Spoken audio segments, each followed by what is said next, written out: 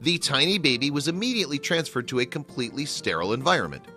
That was how the child, who was to become known as the boy in the bubble, entered what for him was an intensely hostile world.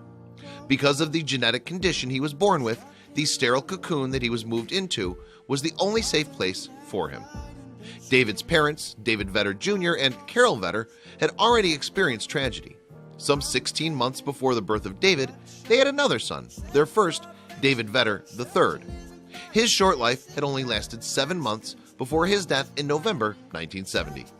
Moreover, the Vetters and their doctors knew that their second son had a 50-50 chance of being born with the very condition that had killed their first son. The condition is called Severe Combined Immunodeficiency, SCID. It's a genetic disorder that virtually wipes out the body's immune system. As a result, any infection could prove to be fatal.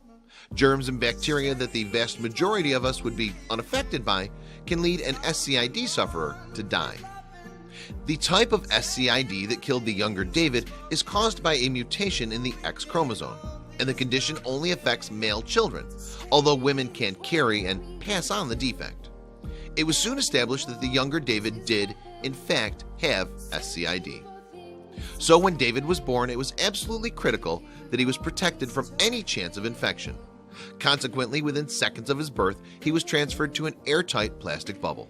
And once inside the bubble, David's only physical contact with others was through a barrier of rubber gloves built into the bubble's wall.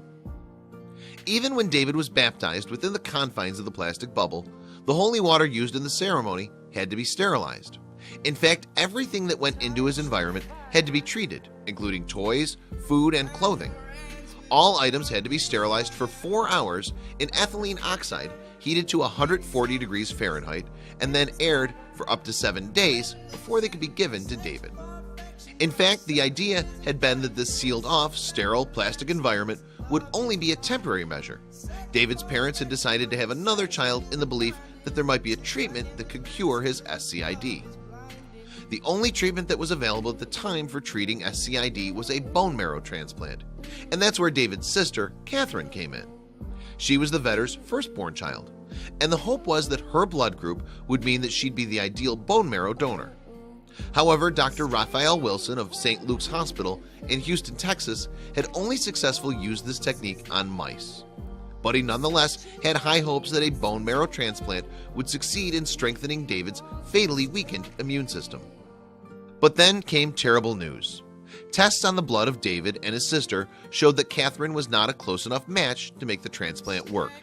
So now, far from being a temporary stopgap, David's plastic cocoon looked increasingly like a permanent home for the young boy, at least until medical science could come up with another way of mending his immune system. David's story subsequently began to spread across the world. To protect the privacy of the boy and his family, though, he was only known as David, and he soon became referred to as the boy in the bubble, a nickname often shortened to simply Bubble Boy. During his earliest years, David lived exclusively in his bubble at the Texas Children's Hospital, but his medical team eventually built a second sterile chamber for him at his parents' house, which was about an hour's drive north of the hospital in Houston. Now he could at least spend time with his sister and other children, albeit physically removed. When David was 4 years old, though, he learned how to poke holes in the plastic of his confined world. So it was now time to explain to him, as far as was possible with a 4-year-old, what his situation was and how dangerous germs were to him. And as the years went by, it was inevitable that David's understanding of his cruel circumstances would increase. Yet, even in these difficult circumstances, there was some degree of normality in David's life. For instance, a special screening of Return of the Jedi was set up at a nearby cinema that David was able to attend. He also had school lessons and could watch TV. Then in 1977, NASA scientists built a miniaturized spacesuit for David, meaning that he could leave his bubble, although he still had to be attached by a pipe to a sterilized air supply. But David found the experience of leaving his bubble frightening, and in the end, he only ever used the suit 6 times. Inevitably, as he grew older, the stifling confinement that he had to endure began to take its toll. Interviewed in 2012 for a PBS documentary, Boy in the Bubble, David's mother recalled, "But as he grew up, things became more difficult. I think for us the summers were especially hard. I would notice David would spend a lot of time gazing outside, and he would see young boys on bicycles, or he'd see kids tumbling in the grass. I sensed a sadness to him. In 1983, when David was 12, there was a dramatic development. Scientists had now developed a bone marrow technique that did not require a precise match. David's doctors consequently decided that they could go ahead with a transplant using bone marrow from his sister Catherine. The science initially seemed good following the transplant in October 1983, as David's body didn't reject his sister's bone marrow. But then David became ill, and his condition progressively worsened.